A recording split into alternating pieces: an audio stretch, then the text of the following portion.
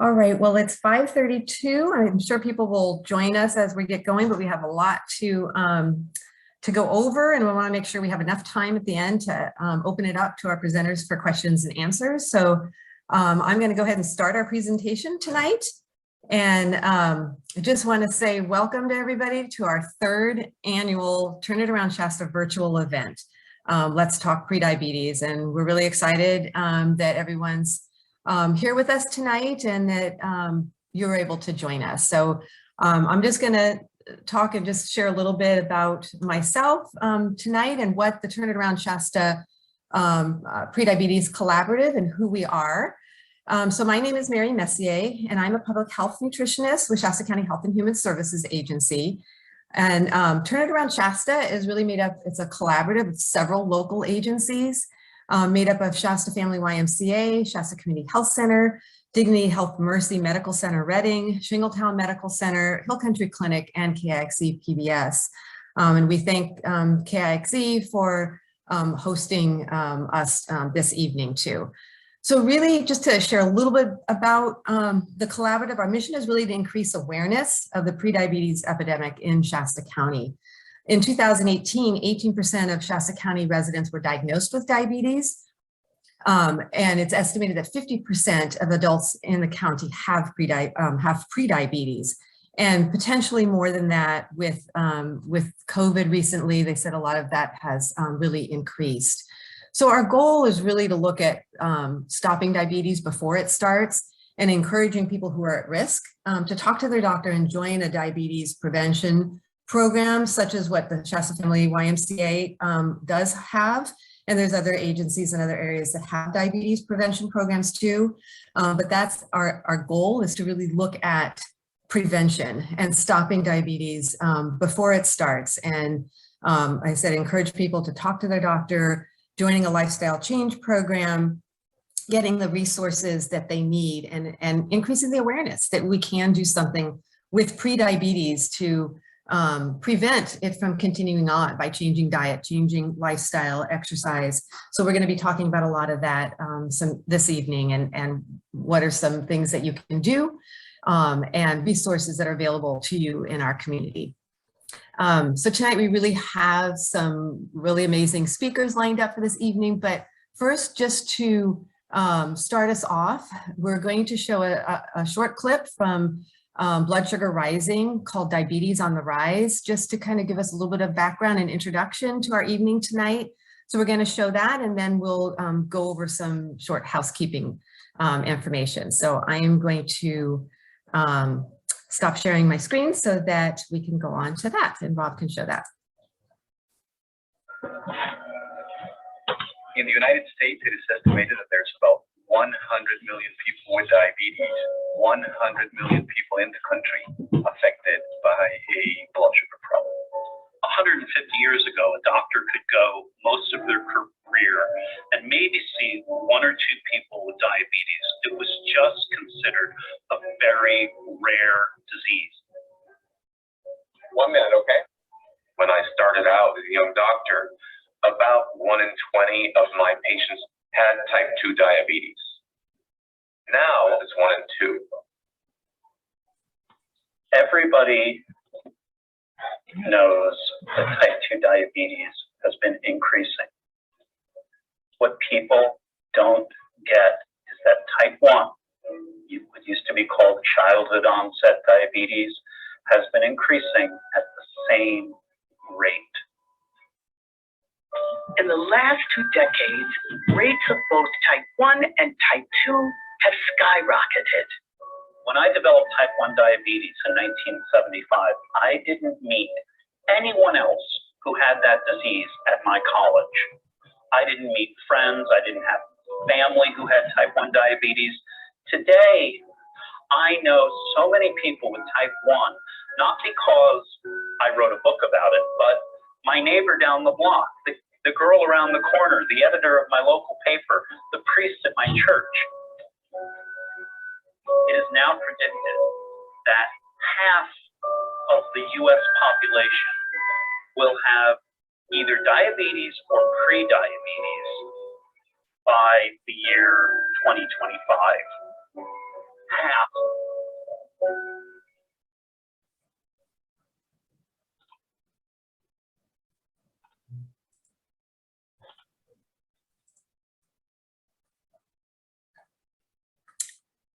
So we just wanted to share just that short clip. We will, go ahead. Okay, I wasn't sure if someone was saying something. I think I'm still not on mute, okay. And just wanted to take a couple of minutes before we get into our presenters and go a little bit over our agenda before we show one other clip from Blood Sugar Rising. But I believe everybody can see my screen again right now. So just to go over the agenda a little bit, there's one other clip on what is diabetes, just to give a background on what is diabetes that came from the PBS special Blood Sugar Rising. And then we have three great presenters tonight that are going to be sharing. And first will be Simran Thind, talking a little bit about medical perspectives on prediabetes. And she's from Shingletown Medical Center. And then Janelle will be talking about nutrition and lifestyle. And she is from Shasta Community Health Center. And then we're going to do a short stretch break just to get us to stand up so we're not sitting too much tonight. And then Lindsay is going to be sharing on prediabetes and behavior, and she's from Hill Country Clinic. And then we're going to want to have an opportunity at the end for all the questions that may be coming in as we're talking throughout today. So just a reminder, as we're going through everything today, you can continue throughout the session to enter your questions into the chat box, but we will hold the answering of the questions until the end of the session. So at the very end, we'll be trying to address all of your questions as best as we can tonight. And just a reminder too, and we'll talk about this at the end, but not to forget to, everybody that has registered and attends the event tonight will get a prize bag, and you can pick that up at KIXE this Wednesday through Friday from 9 to 5. And we'll talk more about that as we wrap up the event tonight too. Just a couple of housekeeping things that I want to go over before we show the next clip. Just keep your microphone on mute. I think everybody is muted, but just keeping your microphone on mute. And again, like I said, typing your questions into the chat and will be answered at the end. So we have one other clip that I want to show this evening before we get into our presenters, and that's called What is Diabetes? It's another really short clip, so we'll show that now.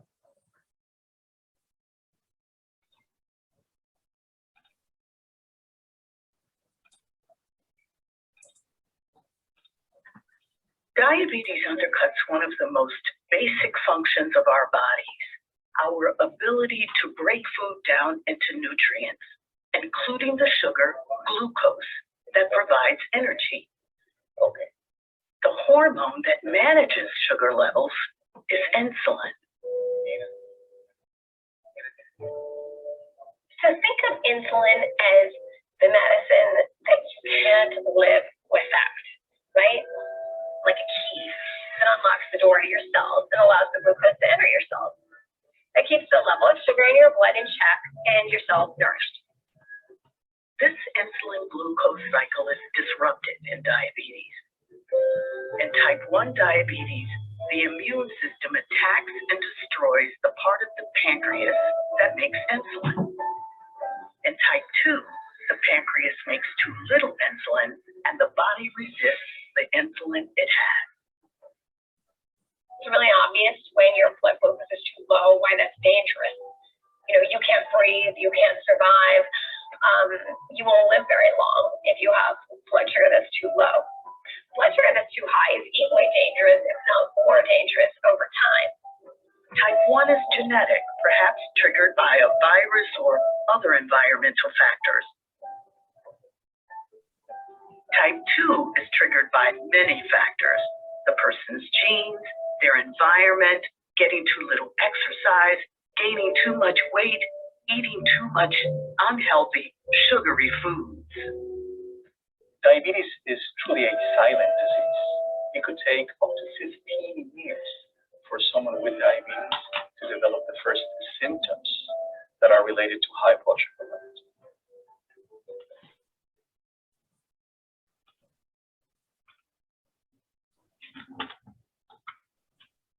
Thanks, Rob, for sharing just a brief intro.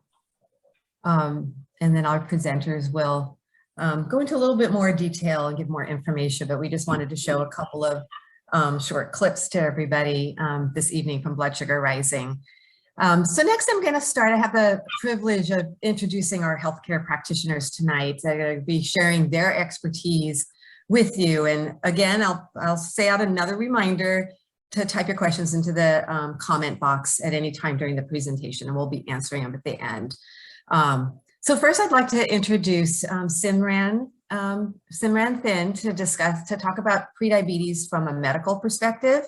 She currently works as a family nurse practitioner at Shingletown Medical Center, and she's worked as an RN with patients in acute care settings that included cardiology and vascular specialties.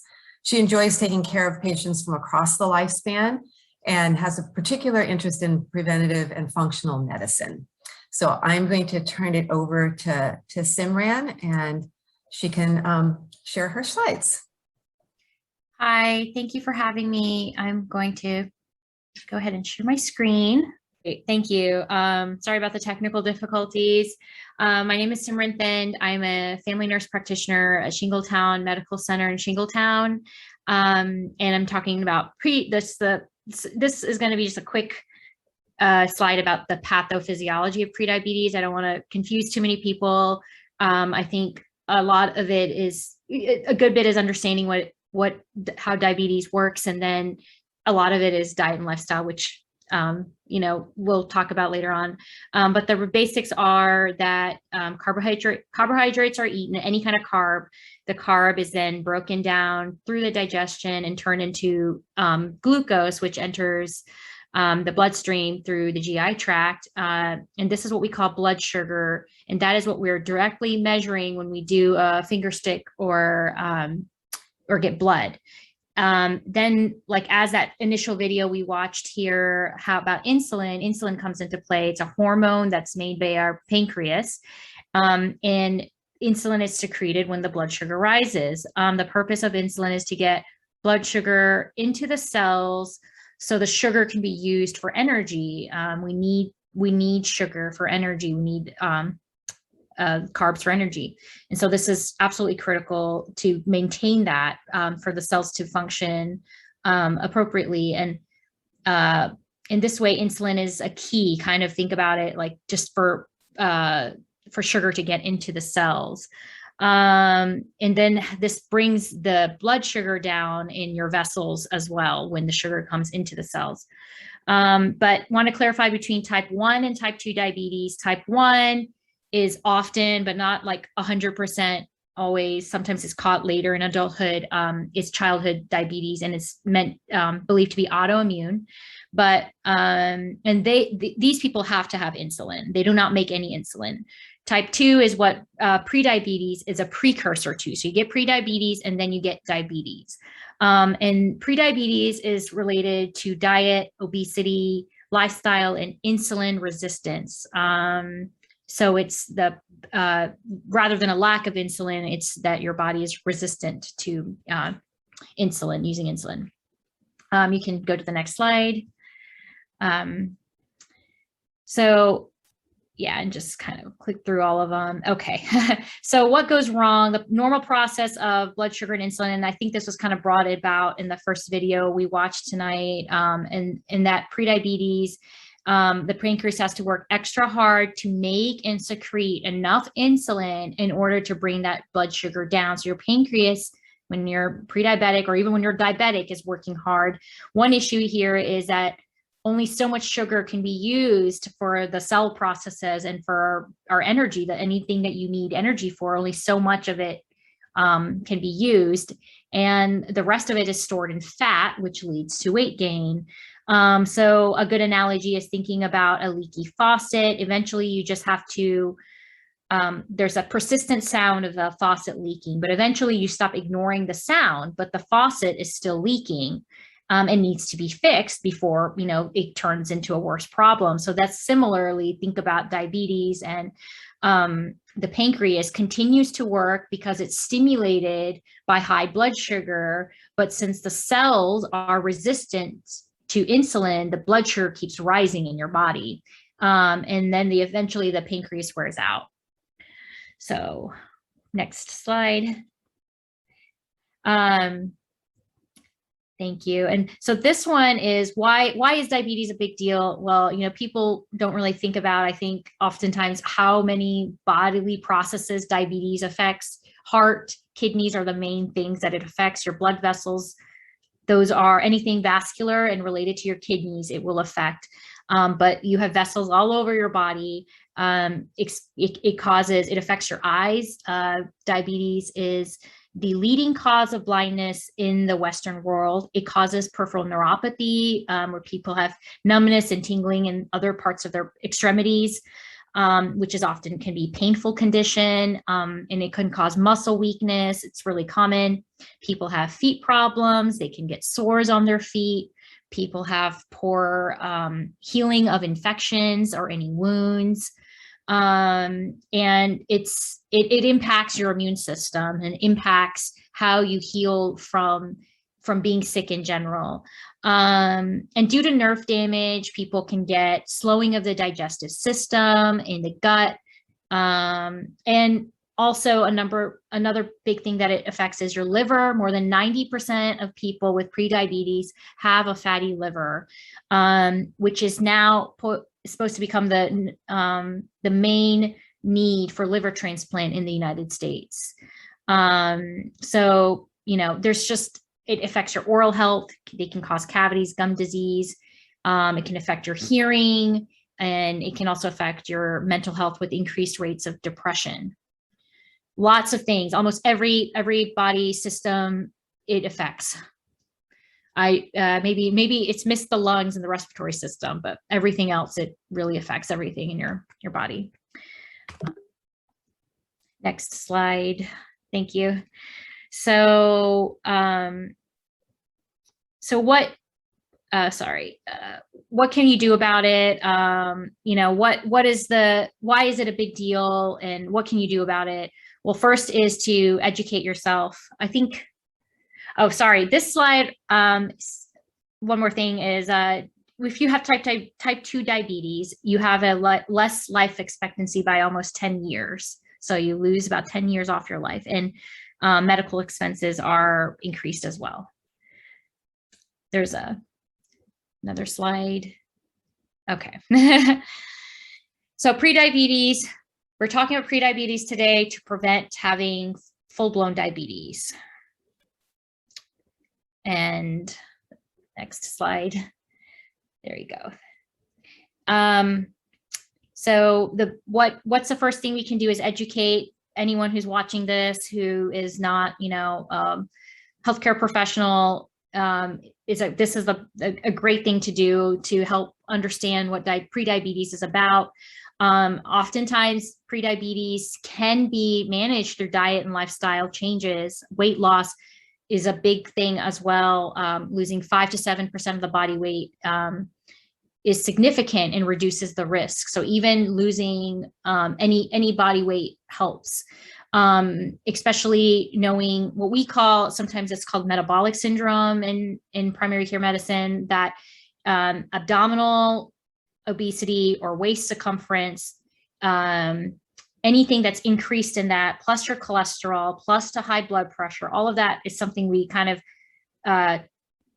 term it called metabolic syndrome. And that all of those things combined predispose people to prediabetes and diabetes.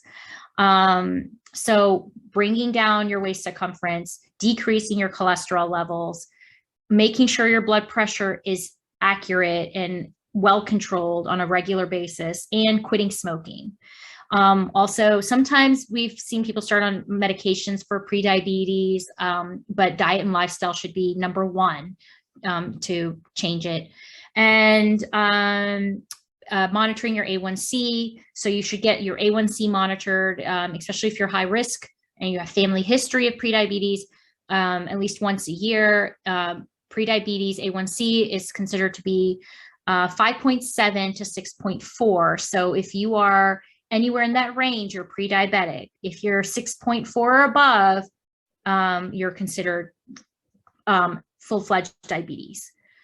And then just having a support system at home. And next slide. And that was it. So That's hopefully it gives a little bit of a medical perspective on prediabetes. I'll just share really quick though that oftentimes I see people who are pre-diabetic and they start making changes with their diet and lifestyle, and you start seeing a decrease in their A1C over a matter of months or 6 months. And then there's people who don't. And that is where, I think prediabetes is almost like a place where you can make that change before you can go into having diabetes. So if you are found to be pre-diabetic and you're with talking to your provider, definitely reach out to, dietitians and whoever else that you can speak to about diet and lifestyle changes as a number one way to decrease your risks of getting diabetes. Thank you. Great. Thanks so much, Simran. And again, we apologize. Thank you, everybody, for your patience with some of our technical difficulties, but we appreciate everybody's patience with that. And thank you, Simran, for that great presentation. So what I'm going to do, I will stop sharing my screen, and we have a really great food demonstration that we want to share with everybody. It's a lentil soup and vinaigrette from Chef Pam at Bella Cucina, and we will post these recipes on the Turn It Around website. Rob, what do you think about going into that right now? I'll stop sharing my screen and we can show the food demo. How's that sound?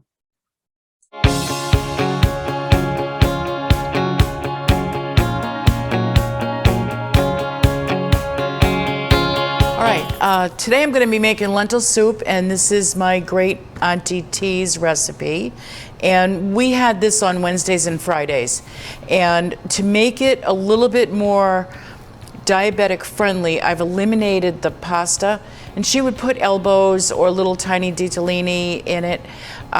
You can swap out brown rice if you choose to, or you can just leave it out. I kind of like it without.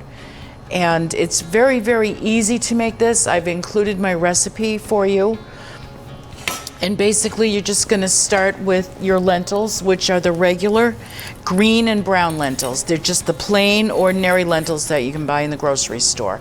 And you want probably about a cup of those, and fresh tomatoes and fresh Italian parsley. I got these tomatoes from my friend's garden, and of course they're beautiful this time of year. And then we're going to add garlic. We're going to add a couple of carrots, some celery. You just dumping everything in the pot. But I do want to show you an easy way to cut an onion. And you want it diced for this recipe. So if you cut your onion in half and then you peel it back, and you can use this little end for a handle just to hold on to. And if you look at the way the onion grows, if you go the opposite way, you can actually cut and you end up with a nice dice. And of course, the smaller you make the cuts, the smaller the dice is going to be. And that is a diced onion. It's just super, super easy. And you have nice little dices. And of course, we'll put that in the pot too. Now for this recipe, for your liquid, you can use water, you could use beef stock, you could use chicken stock, vegetable stock. I made my own chicken stock for this, and I'm going to add about 6 cups-ish. A little bit more is okay. So this is all homemade. But of course, you can buy the chicken stock in the grocery store. I mean, Trader Joe's has a nice one. It's relatively inexpensive. And then for this recipe, I'm going to add some meat, and I'm using browned sausage that I got from my friend at Fernari Sausage Company. And this is a chicken sausage, which I love the chicken in this. So we're going to start it out with, it's going to come up to about a boil or so. And then I'm going to add some salt. And I'm using kosher salt. So about, I don't know, teaspoon, maybe teaspoon and a half. I'm going to use also Mediterranean oregano. A little bit of that. If you don't like oregano, you can swap out basil. Black pepper, of course, you want to add. This whole recipe will only take about 30 minutes, 40 minutes. That's it. It's super, super fast. And you can also make this in a crock pot. And that will take, I don't know, on high, probably 4 hours, on low, 8-10 hours. So if you don't have a lot of time, you know, you just want to prep it all out and then maybe go to work or something, you can come home and it's already done. And it works out great. You can freeze it. I have included a lot of tips on my recipe. This is Pecorino Romano cheese, and I always have this on hand. And what you want to do is just take a little tiny piece. If you grate your own cheese, you have the rinds left over, don't ever throw those away. Put them in a Ziploc bag, throw it in the freezer, use a little piece, and you would not believe how excellent it comes out. It's almost like a different level of flavor. But if you serve your soup this way, and the person that gets that little piece of cheese, they have to do the dishes. That's just how that has to work. So, just saying. And then I have some Swiss chard that a buddy of mine grew, and I'm going to throw this in. I like the Swiss chard. You can use spinach, you could use kale, escarole is really good to use, any of that, and you end up with basically a vegetable soup but with lentils. And that's it. That's it.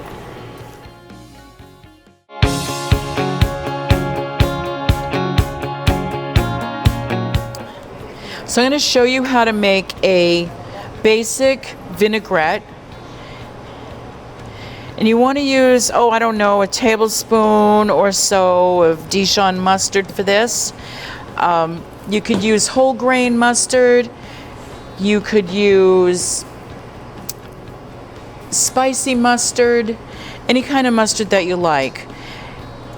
And I'm going to add to that white wine vinegar. Of course, you could use red wine vinegar. You could use lemon juice. I love lemon juice. Add a little bit of black pepper, tiny bit of kosher salt.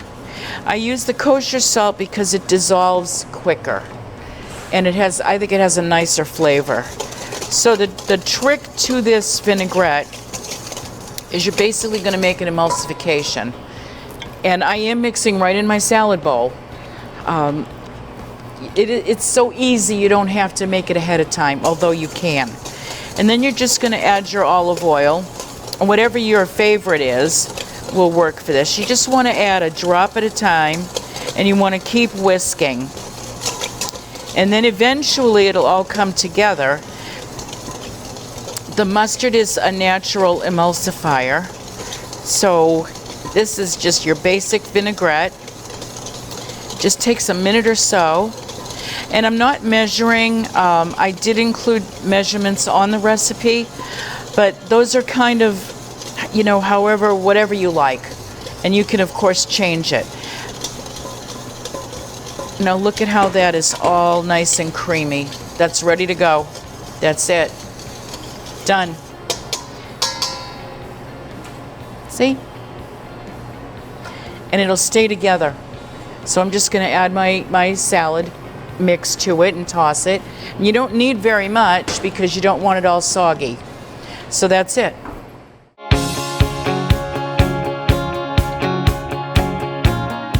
I'm going to go ahead and introduce Janelle to everybody too. She will be sharing, Janelle Revnick is going to be talking about nutrition and healthy lifestyle. Janelle's a registered dietitian at Shasta Community Health Center and the Center for Diabetes Care and Education. Let me just stop sharing hold on one second. I'm just going to keep my screen up there for a minute. Whoops, sorry. Oh, go ahead. Did you get it in there? All right, and I think, Janelle, I will let you, I think I just wanted to finish up your introduction a little bit that I had on there too. She also is a dietitian at Shasta Community Health Center and worked with pre-diabetes and diabetes patients. She's also a certified diabetes care and education specialist and has assisted in pioneering innovative biopsychosocial approaches to diabetes management. She was drawn to the North State by the many outdoor activities and believes that no matter one's challenges in life, everyone can make small lifestyle changes toward their health goals through good food and physical activity. So welcome, Janelle, and I'll turn that over to you now. Thank you. Thank you for that introduction. Can you see my screen? Yes. Okay, perfect. Hello, my name is Janelle Revnak. I'm a registered dietitian, nutritionist, and certified diabetes care and education specialist, as mentioned by Mary. And yes, I work with people from all stages of life, all stages of diabetes, from pre-diabetes to folks living with many complications of diabetes. And first, I want to thank you, say thank you to Mary and her team for hosting this event, and to recognize each of you who are participating today and seeking information to take control of your health. I'm very impressed and encouraged to see so many people here today who want to learn more about what changes you can make to live stronger and healthier life. So pre-diabetes, is this really a pre-disease as the name suggests? And well, let's talk about that. Let's talk about what's happening inside the body. The diagnosis of pre-diabetes happens when the blood sugar rises on average. Simran mentioned the hemoglobin A1C, and that's what we're looking at. And this is a result of insulin resistance. So the pancreas is an incredible organ and will not allow this to happen unless it's lost about half of its function. So pre-diabetes happens when your pancreas has already lost half of its function. I repeat that because I think it is indicative of not a pre-diabetes or pre-disease. So since this is a progressive disease, meaning the pancreas will continue to lose function unless a change happens, continued overworking of the pancreas will progress to type 2 diabetes, which is estimated to be about 75 to 85% loss of function. So many people assume that there must be symptoms to this loss of function. Well, not always. If you think you might be at risk, you might want to take the pre-diabetes risk assessment or talk to your doctor about getting tested. And that would be a simple blood test called your hemoglobin A1C. So the risk factors, why that would spur you to get tested and for diabetes are being overweight or BMI over 25, having hypertension, high blood cholesterol, your ethnicity, family history of diabetes, and a history of gestational diabetes or polycystic ovarian syndrome. So I know you've heard this a couple times already today, but really what happens when we're eating, just another way to hear it is that when we eat carbohydrates, the carbohydrates break down to smaller pieces or sugar. Carbohydrates break down into sugar, and that sugar is basically converted into glucose or single units of sugar.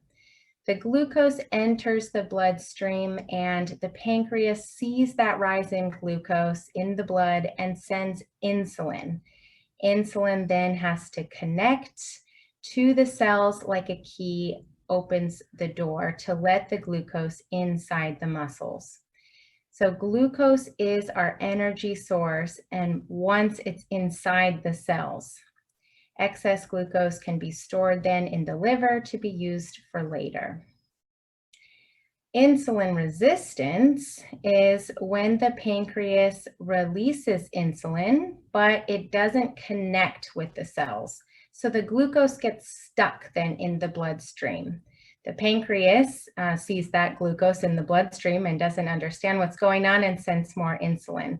causing this overworking of the pancreas and eventually getting worn out, and basically losing its ability to make insulin over time. So that's where that happens. Okay, so of course the main question here today is, what can I do to protect my pancreas then?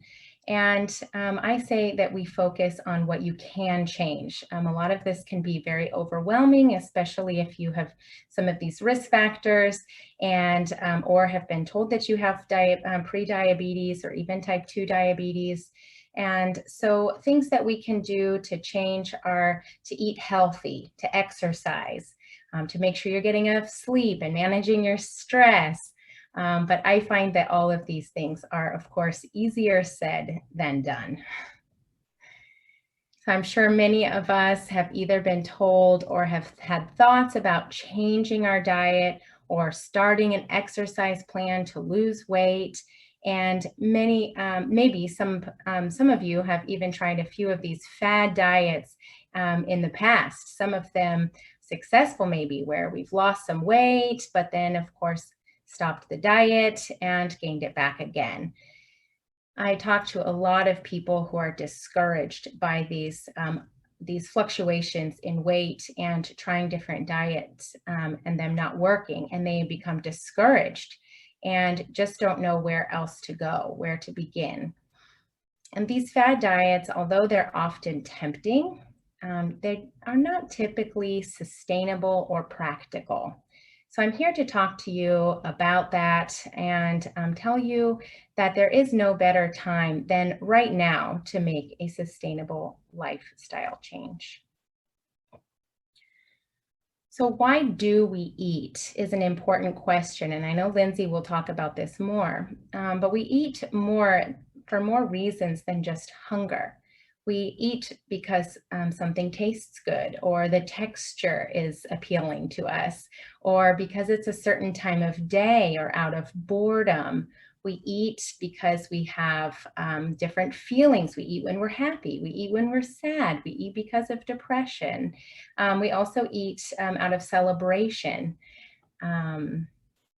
But similar to putting gasoline in your car, we have to put the right type of gasoline in our car and the engine works properly. Of course, if we start to put the wrong type of fuel in our car, I always imagine putting orange juice in my gas tank, I would expect things to stop working. And the same thing is happening in our body when we're not giving it all the right nutrients that it needs. In fact, in order to get all of the right amounts of vitamins and minerals and fiber and et cetera, that our body needs to function properly, half of everything we eat would come from fruits and vegetables. Half of the grains we eat would need to come from whole grains. This image from the American Diabetes Association is one of my favorites because it shows us what we can eat, and it's a focus on what are the good foods to eat when you have for health, basically. But of course, this is focused on diabetes. And this image shows us the amounts and types of food to eat, which could help us control our weight, protect our pancreas, control the risk for heart disease. The emphasis here is on whole foods. You might notice there's not a lot of processed foods here.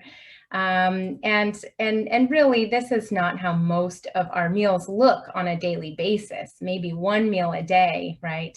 So maybe far from in some cases. So, and I love, the images from Chef Pam in the video clip of the lentil soup demonstration. I think about all of those colorful vegetables and whole foods going into that soup, and how she made some substitutions where, and we can do this with a lot of foods that we eat, where we substitute some of the more refined grains like white rice, white pasta, white breads, and instead adding in whole foods that can benefit us in so many ways.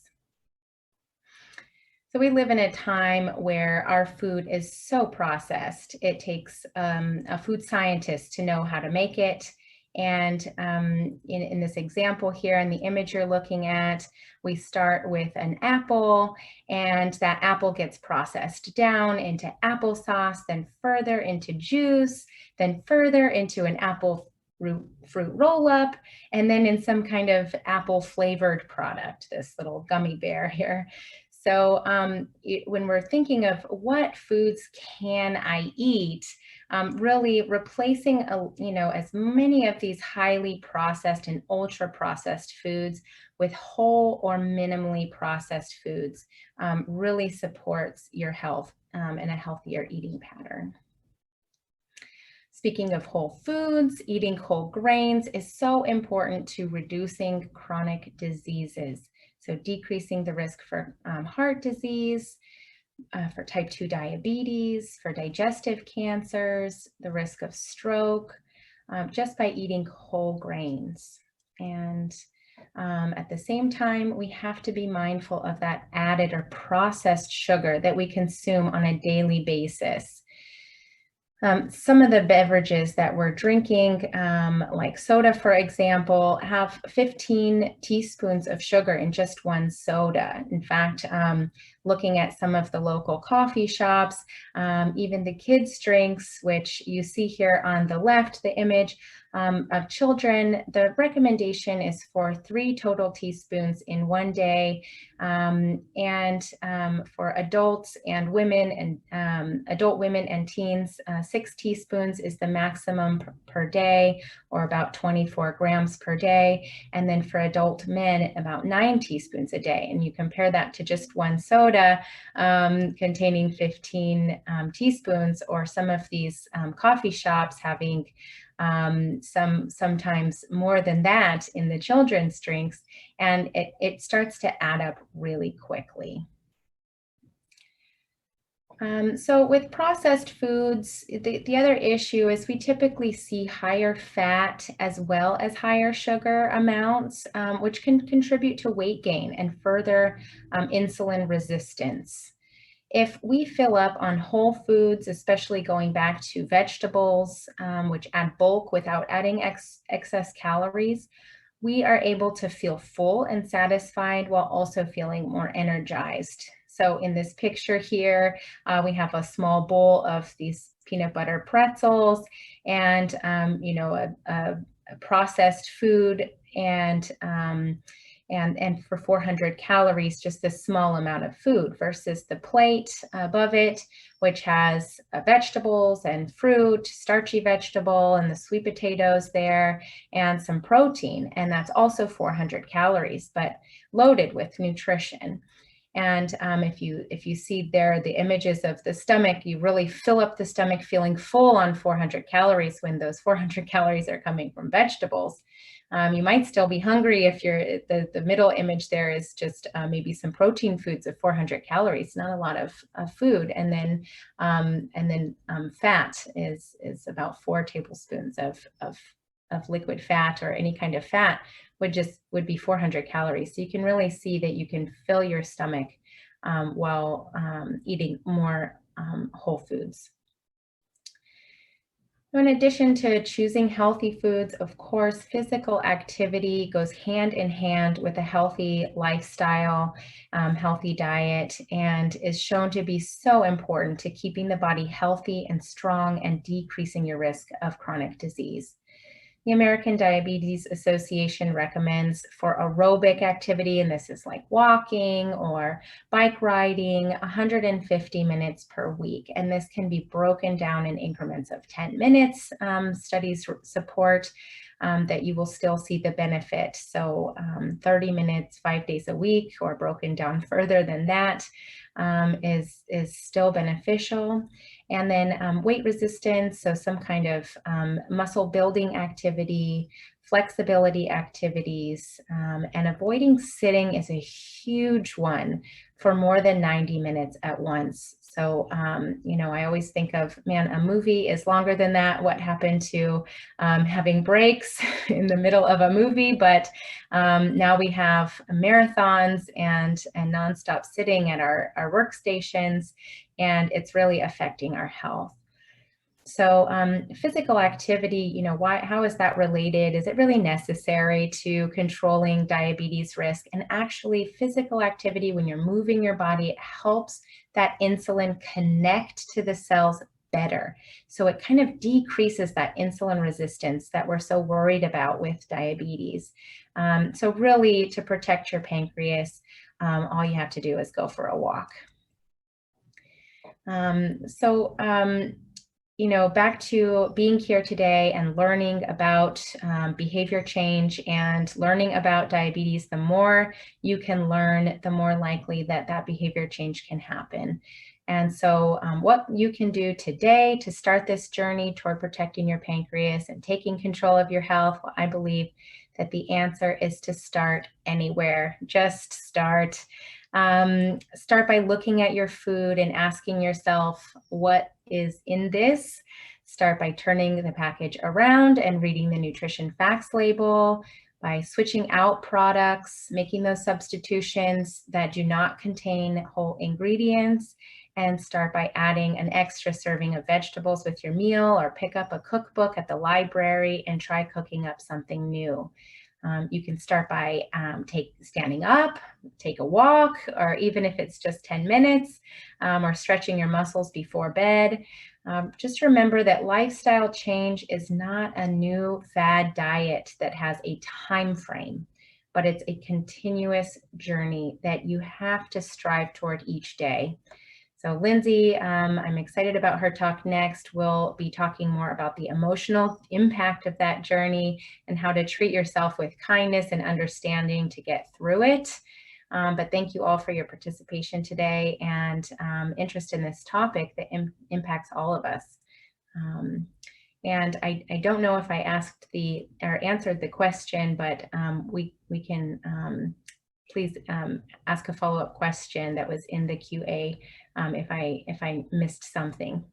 We'll bring those questions up again at the end too, Janelle. Thank you for that presentation. And I like what you said there too. It's just taking one step at a time, making one change, one thing that you start with and one thing that you do is taking a big step. It's just taking that first step.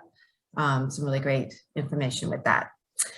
So what I'd like to do now, and I'm not sure, Amy, if you need to share your screen at all for what we're going to do. We're going to be doing a stretch break, and Amy Ruth is going to be leading us in that stretch break, and she is a health coach and wellness programs coordinator at the Shasta Family YMCA, and she's here with us tonight. She's also the coordinator of the Shasta Family YMCA Diabetes Prevention Program.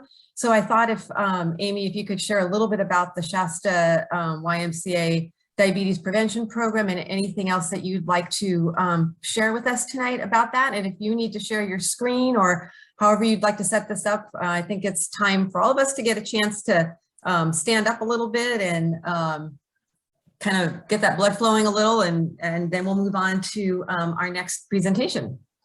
Yeah, that's great. Thanks, Mary, and thanks, Janelle. Yeah, so let's everyone stand up. So we're gonna take a stretch break. Yeah, so presenters too. Yep. So we're starting now by getting our muscles moving, right? So I oversee the diabetes prevention program. And here, Mary, if you wanna pin my screen, maybe. You go ahead, you can grab it. Okay. You should be able to take your great. screen. So we're just going to start with some simple stretches. Just moving is great for our bodies. So sitting is the new smoking. They say it's as bad for our bodies as smoking. So we're just going to take some easy stretches, and the point is not to get into a perfect shape, but to get some gentle motion going. So we're just going to grab our hands together, and we're going to push them forward. This is getting at the backs of our shoulders, our deltoids stretched, and we want to just keep some good posture while you're doing it. And so our program at the Y is a lifestyle change program. Do another stretch over here. And so just like we've been sharing today, these changes don't happen to us overnight. And the most effective way to see changes through gradual steps. And so through these gradual steps, we have two goals. And one of the goals is weight loss. So our goal in being a part of our program is to lose 7% of our body weight. And we're just going to stretch our arms out, the back of our bicep, or our biceps here. Don't want to overextend, but just not too much tingling, but just a nice stretch here. So yeah, we want to help you lose 7% of your body weight. Even just 2 pounds, they say, can prevent the disease by going further by 13%. And so this is an evidence-based program that we have at the Y. Let's do some gentle neck stretches too. And our other goal for the program is increasing activity. So increasing physical activity to, we'll get back of our bicep here. So we'll go up and over. You don't have to have a perfect shape, just kind of want the back of the arm stretched. Is to increase physical activity from wherever you're at up to 150 minutes per week. And so it's a group program, and we'll get the other side. And so one of the things that works so great is that you have a built-in support group. And so the group is together for a whole year. And through that whole year, we go through how to make these little changes. What is like deep breath, that you're not alone in the changes that you're wanting to make. And we will be starting in January of this year, and we're taking basically applications. So if you are motivated and want to make some changes in your life, we are ready to help you. And so I think Mary will give contact information for how to join the program. We only are taking 15 participants for this next cohort in January. And so I'm looking for motivated individuals that want to prevent this disease in their life and are ready to start making those tiny little changes over the course of a year. So thanks for stretching with me. And yeah, great to be with you all here. Did I miss anything else, Mary, that you wanted me to share? No, that was great. I think I really needed it. And I think that's something, as a lot of us work in front of computers for much of the day, just getting up, standing up and stretching like that every hour can really be helpful. So thank you for that. And Amy, if you want to put maybe into the chat the phone number that they can contact you out if they want to join or want more information. We're going to share the website, but if you want to put your website in there, where to contact you, and people can reach that under the chat. Thanks, Lindsay, for putting up thank you so much for that stretch. Like I said, I really needed it. That was helpful as we're sitting for a long period of time. But I want to take a few minutes and do an introduction for Lindsay before she starts her presentation. So Lindsay's going to talk about prediabetes and behavior. She's a licensed marriage and family therapist and a behavioral health consultant at Hill Country Clinic. She works both in community health and private practice, addressing the behavioral and psychological aspects of chronic disease management. Lindsay has had type 1 diabetes for 19 years and uses a strength-based empower model to address diabetes self-management, education, and support. So I will turn it over to Lindsay now. Hello. So we are going to talk about preventing diabetes and kind of the things that go along with behavior change. Janelle and Simran had mentioned a bunch of things already, so we're going to build on it. And So when you think about behavior changes, there's a lot of different components to it or things that impact it, like our cultural norms or mental health, physical ability, perceived risk, motivation, knowledge, and then what your support system looks like. And this is a great quote that's, "Life led me here today, and today's the first step towards changing my life." So Janelle kind of gave some encouragement there at the end about just doing something different. So the first one is perceived risk. So a lot of times with pre-diabetes, denial is a big thing that people come across. And some of the thoughts that go through their head tends to be, it's just pre-diabetes, or everybody in my family has it, so it's not a big deal, kind of gets normalized. A lot of times it's, I'm doing fine now, like not noticing any symptoms. And then some people take metformin, as Simran was mentioning, about to kind of help prevent the full-blown diabetes. Sometimes it's taken pre-diabetes, but it's not enough to make the behavior changes. And according to the CDC, about 88 million Americans have prediabetes, but 8 out of 10 don't know it. So they either haven't been seen their doctor, haven't been diagnosed, or it's hasn't been detected yet. The next piece is about motivation. So in order to make any of these changes, there has to be a motivating factor. And so anyone who's here tonight or is watching this, there's a part of them that's interested in it, or it has some impact on their life. It's really important to ask yourself, like, why am I interested in making these changes? Why is it important to me? And then, do I believe I can make the changes? So kind of what Janelle was saying about a lot of these fad diets, there's a lot of failure or not being able to sustain those changes, which decreases your ability to perceive that you can make changes. Martin Luther King has a great quote. There's a lot of quotes on here, but Martin Luther King has a great quote that's, "You don't have to see the whole staircase, you just have to take the first step." And that can be a lot of different things. But one of the first things I'd encourage you to ask yourself is why you're doing this, why you're motivated to make a change, because that's what's going to carry you through.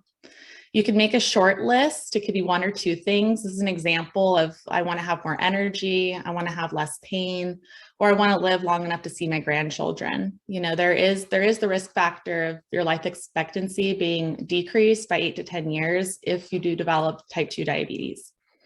Type 1 is a little different, but type 2 is kind of what we're focusing on today. Another pillar is mental health. So I am a licensed marriage and family therapist, and so I work with people who are impacted by mental health every day. A lot of the symptoms of mental health directly impact diabetes. A lot of it has to do with like overeating as a way of coping, being inactive, so not feeling like you have the energy or motivation to do any kind of movement. Pain. So if you're struggling with obesity, pain is definitely going to be something you're familiar with. It's very hard on our joints. It's hard on our feet, just to sustain that added weight. Over this last year, we've had a lot of trouble with isolation and not having a lot of support. There is a sense of hopelessness and helplessness that goes along with both mental health symptoms, but also with diabetes, whether it be pre-diabetes or type 1 or type 2. Fatigue, being tired makes it very hard to want to exercise. It makes it very hard to want to engage in behavior changes. And on kind of the flip side, if you are struggling with some of these symptoms of pre-diabetes, you're going to feel more tired. Stress has a big impact, and we'll talk a little bit more about stress just because it has such a profound impact on your body and on your mind. And then even things like being irritable, like irritability can play a huge role in motivation towards making changes. So stress is something we are all very familiar with, and some stress is good. Some stress helps us stay motivated, but too much stress can be detrimental. Stress does cause you to crave foods that are higher in carbohydrates. So those are the chips, it's ice cream, it's candy, it's soda, because they give a little bit more energy. Stress activates your fight or flight response. So you need more energy or fuel to gear up for either a fight or to run away. But stress also impacts your sleeping and your eating cycles. People stress eat all the time. They're doing something else and they're eating at the same time. When you're under stress, though, your body releases stored glucose. Again, it's gearing up for that fight or flight response. if you're already struggling with processing the glucose you have because of prediabetes, you do not need more added glucose to the mix. It also plays an impact on insulin resistance and insulin secretion, and then stalls digestion, poor nutrient absorption. Stress has a big impact on our lives, not in a good way when there's too much of it. And then a lot of the same things that are stress management can also support prediabetes or diabetes. So that's exercise, that's eating a clean diet, that's focusing on sleep hygiene, which is just a fancy way of improving your sleep cycles. Having supportive relationships, so people you can reach out to when you're under stress instead of bottling it up. Mindfulness is a big piece, and this is being present in the moment. So a lot of times stress happens when our mind is in the future or it's in the past, not necessarily when it's in the moment. Breaking things down into smaller parts. So even conceptualizing, making changes to support prediabetes or diabetes, like kind of trying to change everything at once is very overwhelming. So if we can just break things down into smaller and more manageable parts, it reduces stress and makes things more attainable. And then doing something you like at least once a week. I hear all the time that I don't have time for myself, or I don't have time to do anything fun. And it doesn't need to be anything really extravagant. It can just be something that you like, even if it's knitting or watching a YouTube video or something. Like doing something you enjoy is going to help reduce that stress. So another pillar is knowledge. This is a person who's struggling with stress eating. This is an example of stress eating. But knowledge is really powerful. So if you don't know what your goal is, you don't know what you're looking for, or you don't know, it's very hard to reach a goal when you don't know what you're looking for. So a lot of the education that was already provided tonight kind of helps give you more of a foundation of what you're trying to achieve. And I know there were some questions in the Q&A too for even more clarification on nutrition that Janelle is going to answer. But, you know, we have emotional hunger and we have physical hunger. And this is kind of what Janelle had touched on also. We crave more carbohydrates when we're stressed, depressed, or anxious. Carbohydrates release or increase serotonin. They release dopamine. These are natural feel-good chemicals that we have in our brain that impact our mood. And they also have an addictive pattern. So I know I didn't put it on here, but there was that Pringles commercial that was a while back that was like, once you pop, you can't stop. It's true. It has high carbohydrates, high fat, and high salt. And it's very addictive. So you really can't stop. But exercise is super important also. So exercise produces endorphins. Endorphins are our natural feel-good chemicals, which help reduce stress, improve anxiety, improve your mood. And they also improve glucose and insulin usage. So like what Janelle had talked about, it helps your body utilize the glucose you already have. And then being mindful. So this is something that very few people do. We were very mindless when we walk around this world. But being present in the moment can really give you a sense of peace and clarity, not worrying about the future or the past and just being present. Like in this picture, this woman is working, she has a deadline, she has a cat clawing at her, she has a baby screaming at her, she has a whole to-do list, and she's just eating these chips kind of mindlessly. This is somebody who's really stressed out and needs a lot of support. Oh, go this way. So kind of going on that knowledge basis, there's a lot of resources for diabetes. It's a very common condition these days. And there's a lot of the good things on social media. We can probably post these later, but there's a woman on Instagram who's a PA and she has diabetes herself. And every day she posts different tips about pre-diabetes, diabetes, education. There's also a couple of groups that are on Facebook. There's tons of groups, but there's a couple groups that I think are pretty good because they are regulated. One is called Diabetes 101 for Beginners or Diabetes Support Group, and they're regulated, meaning they have good education and information on them, and there's not misinformation being spread. There's some good podcasts if you like podcasts. Juicebox has been around for a long time and it talks everything diabetes. So is the Pancreas Pals. So they're kind of catchy. And then obviously Diatribe is a very It's a very well-known group. They present a lot of educational information, and of course, the American Diabetes Association.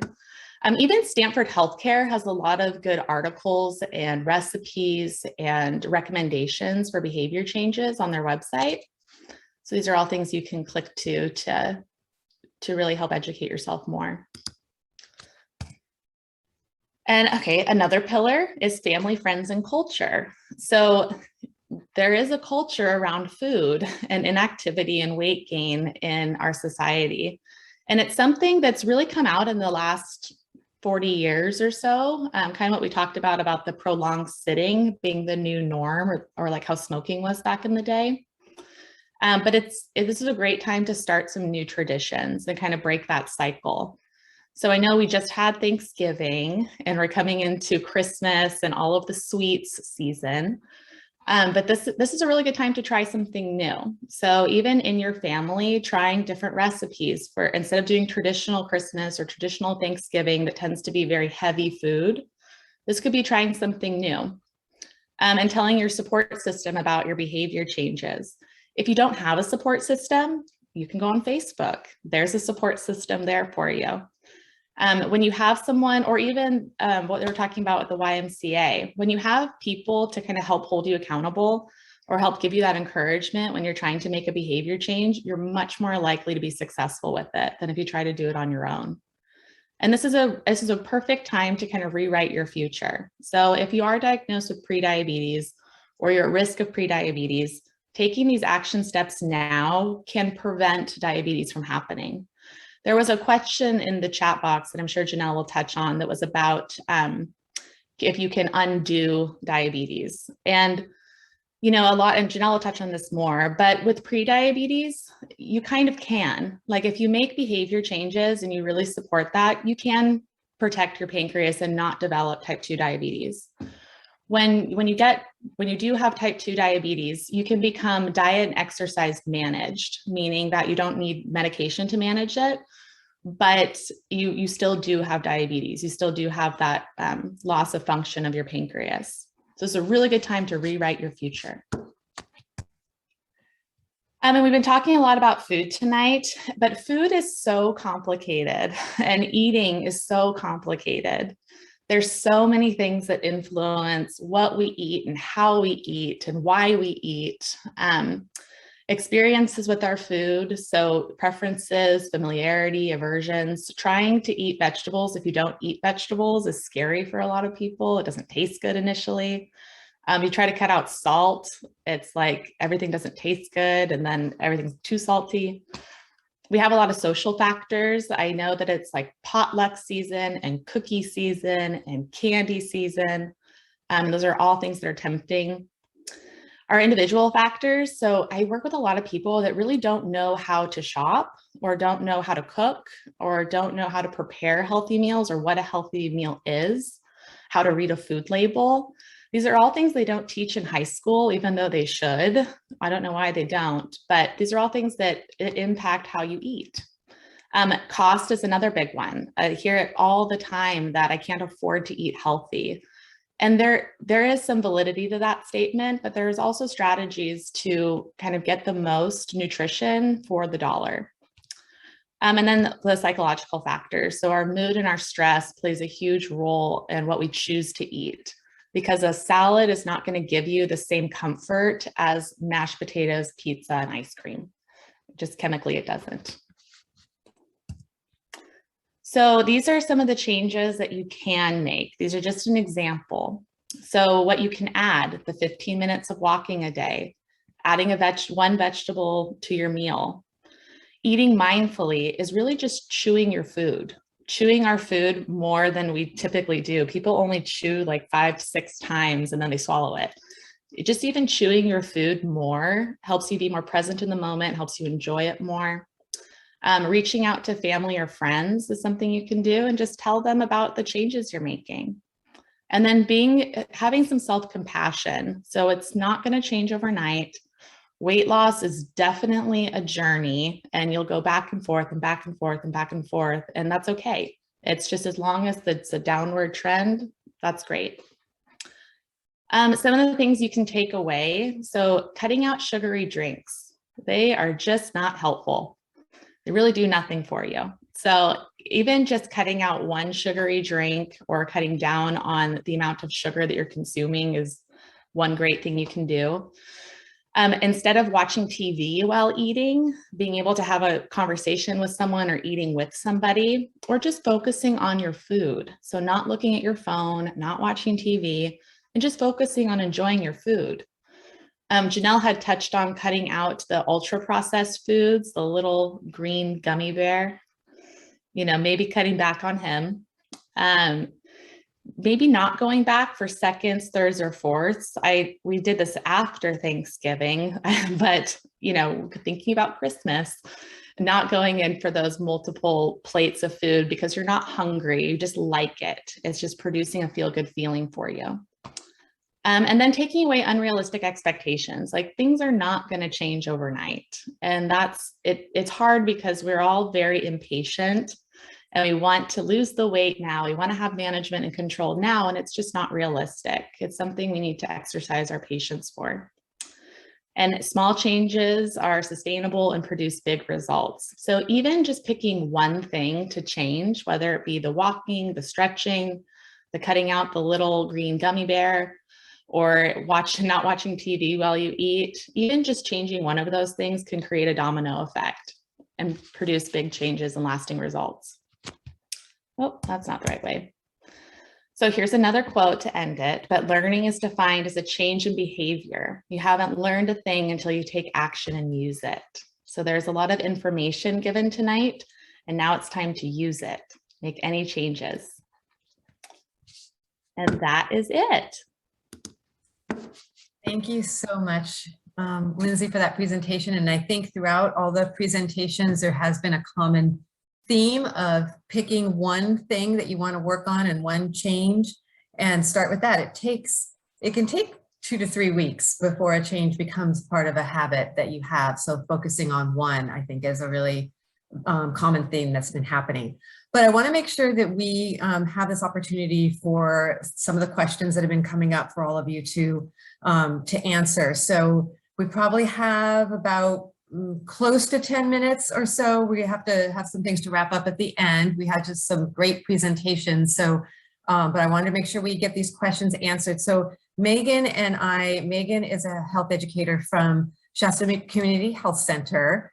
So Megan and I will be kind of trying to spread out some of the questions, and I will start with one, and then we'll probably be going back and forth. I think one of the first I have here that might be for Lindsay is, what do you recommend to combat stress eating?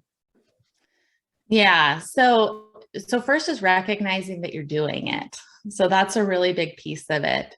And a lot of times it's you're not eating because you're hungry, you're just eating because you're avoiding what you're actually doing. I know, like for me, doing documentation is a big culprit for the stress eating.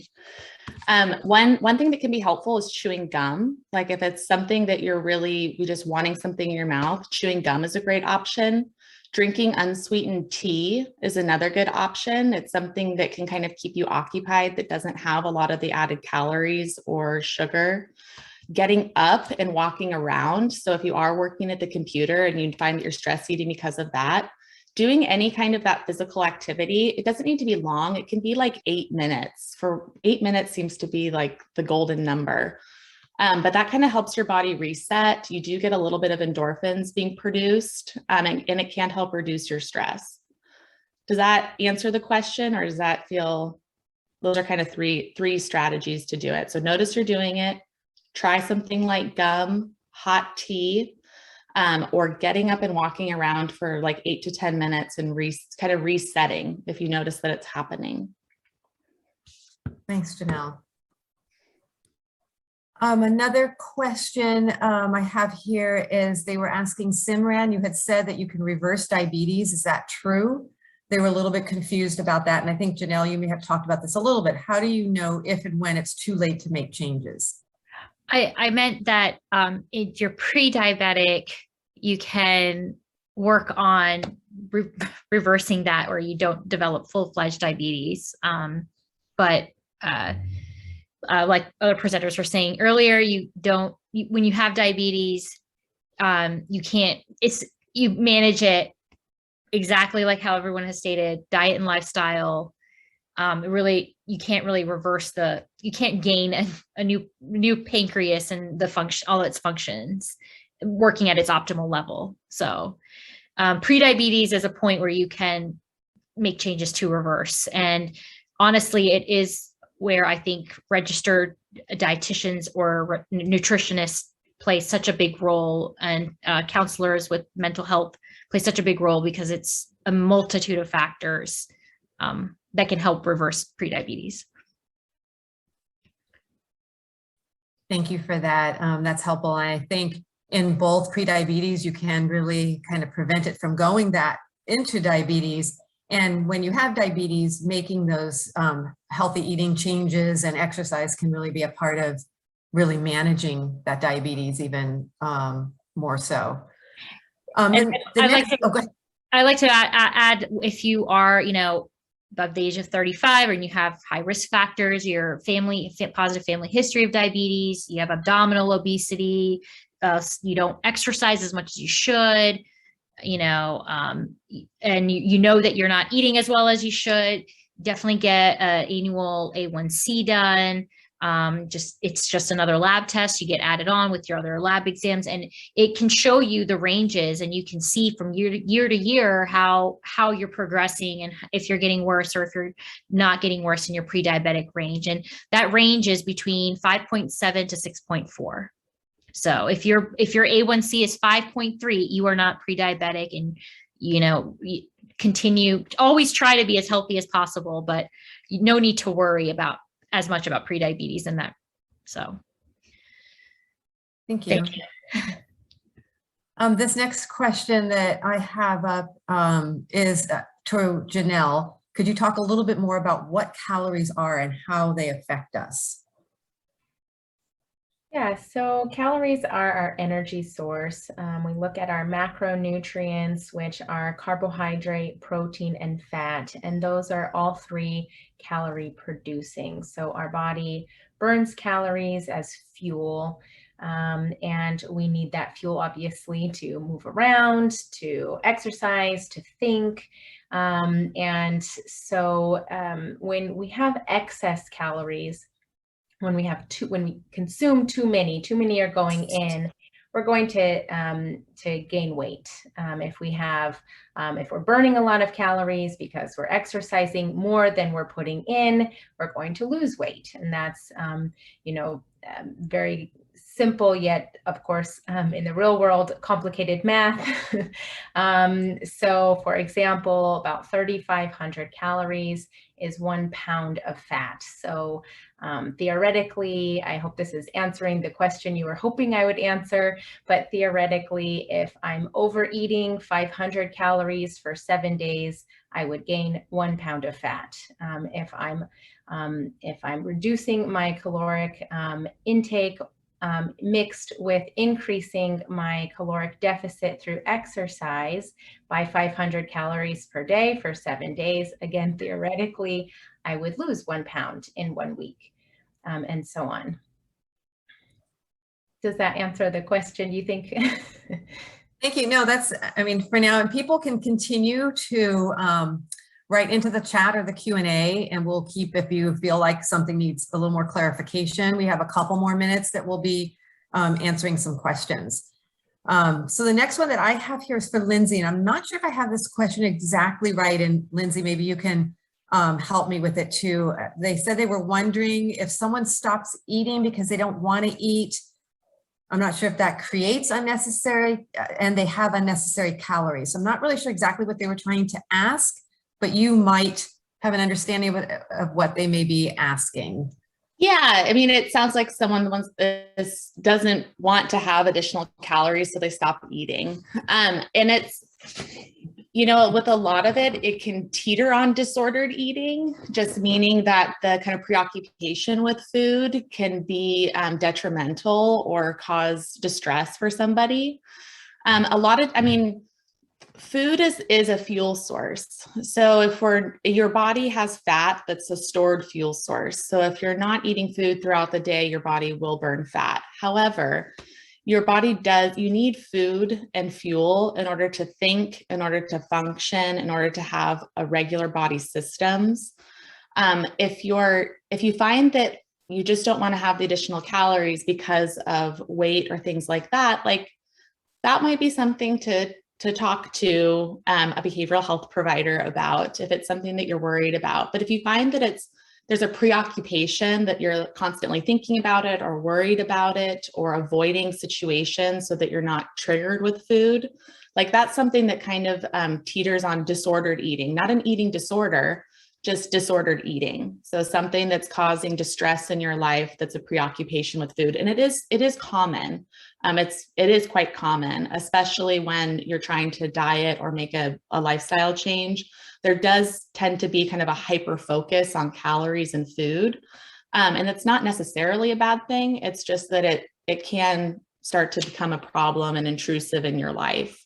So if it's causing distress, that's a really good time to reach out to a behavioral health provider. Great, thank you.